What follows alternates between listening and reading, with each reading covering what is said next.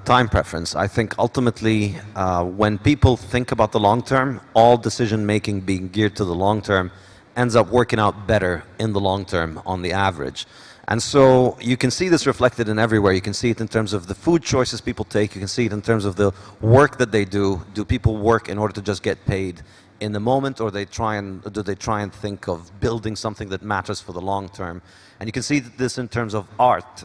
In periods when we had hard money, art was built over a long time, and it required a lot of skill and dedication and craft in order to be built, and it lasted for a long time.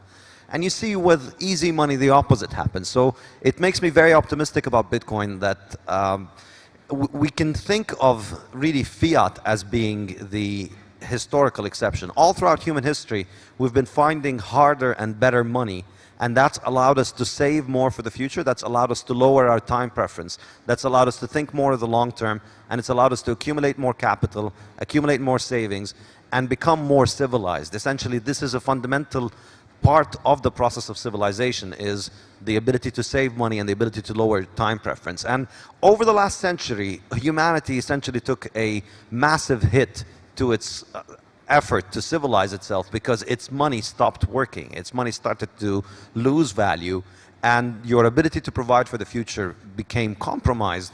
And I think, you know, this is really the legacy of fiat. I think the world that we live in today, the high time preference that we see pervasive in all kinds of human decision making all around, this I think is a function of fiat. And I discuss this in my forthcoming book, The Fiat Standard, or talk about this in depth.